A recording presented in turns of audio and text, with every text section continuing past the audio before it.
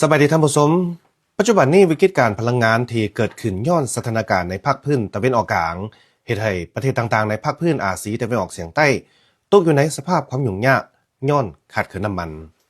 กงกันข้ามกับสภาพการดังกล่าวตลาดรถไฟฟ้าของลาวได้เติบโตอย่างคึกคืนหลายรถไฟฟ้ายี่ห้อจีนเซ็นยาดีไอมาเป็นต้นได้รับความนิยมชมชอบจากลูกค้าและขายจนหมดรถยนต์ไฟฟ้ายี่ห้อจีนต่างๆเช่น BYD อู่หลิงและอื่นๆได้เข้าแทนรถน้ำมันยี่ห้อญี่ปุ่นในอดีตและแล่นตามท้องถนนในนครหลวงเวียงจันทน์ซึ่งบ่เพียงแต่ได้เปลี่ยนแปลงรูปแบบการใช้รถของประชาชนลาวเท่านั้นหากยังได้แสดงให้เห็นอย่างชัดแจ้งว่าลาวได้แสวงหาการพัฒนาเพื่อทับม่างสภาพความยุ่งยากด้านพลังงานและร่วมมือกับจีนแบบต่างฝ่ายต่างได้รับผลประโยชน์ในขอบเขตพลังงานใหม่การเปลี่ยนแปลงใหม่ในขอบเขตพลังงานของลาวเริ่มต้นจากประสบการณ์อันเจ็บปวดย้อนประเทศพึ่งพาอาศัยการนำเข้าน้ำมันเชื้อไฟจากต่างประเทศห้อยส่วนห้อยเฮ็ดให้ปัญหาขาดแคลนน้ำมันและปัญหาราคาน้ำมันแพงกลายเป็นความกังวลทางสังคมในระยะเวลาที่วิกฤตนี้เทคโนโลยีและผลิตภัณฑ์พลังงานใหม่ของจีน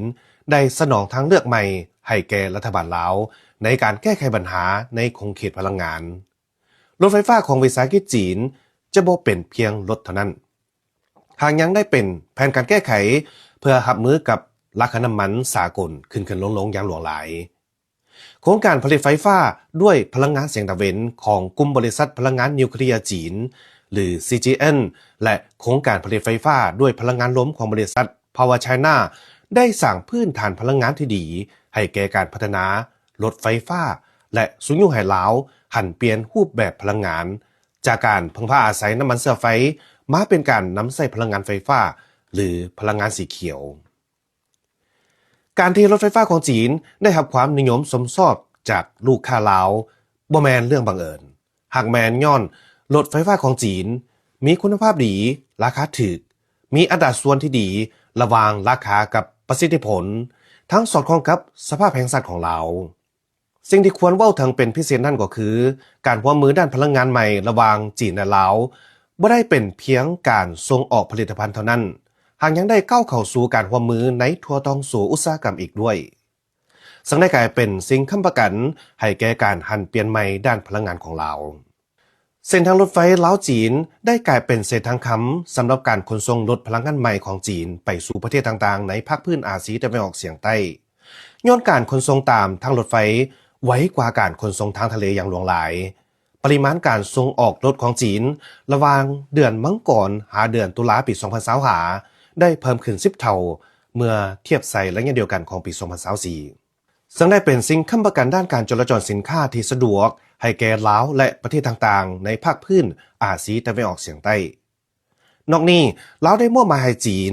วางมาตรฐานด้านเทคโนโลยีหม้อไฟหรือแบตเตอรี่และอุปกรณ์สักไฟของรถไฟฟ้าให้แก่ลาวนี่ก็หมายความว่า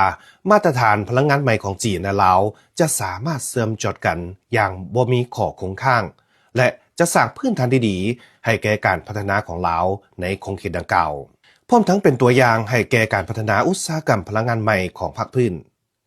ในขณะเดียวกันโครงการสายส่งไฟฟ้า500กิโลโวลต์จีนลาวได้เริ่มลงมือก่อสร้างโครงการผลิตไฟฟ้าด้วยพลังงานแสงตะเวนของกลุ่มบริษัทพลังงานนิวเคลียร์จีนหรือ CGN ได้สำเร็จการลงทะเบียนอยู่ตลาดแขวงยูนนานของจีนความสามารถสวยสมยุ่งนวลการข้ามชาติระหว่าง2ประเทศลาวและจีนได้เพิ่มขึ้นอย่างต่อเนื่องเฮ็ดให้พลังงานสีเขียวของลาวบ่เพียงแต่สามารถรับใช้ประชาชนลาวเท่านั้นหากยังได้รับใช้ประเทศต่างๆในล่องแม่น้ำล้านสร้างแม่น้ำของอีกด้วยจากรถไฟฟ้าที่แล่นตามท้องถนนในนครหลวงเวียงจันทน์ทั้งธงกังหันลมผลิตไฟฟ้าและธงผลิตไฟฟ้าด้วยพลังงานแสงตะเวนแห่งต่างๆอยู่แคมแม่น้ำของการร่วมมือด้านพลังงานใหม่ระหว่างจีนและลาวล้วนแต่ได้เขียนประวัติศาสตร์หน้าใหม่ในขอบเขตการร่วมมือด้านพลังงานสีเขียวระหว่างประเทศกำลังพัฒนาการร่วมมือในขอบเขตพลังงานแบบนี้จะเพิ่มพลังขับเคลื่อนสีเขียวหลายกว่าเก่า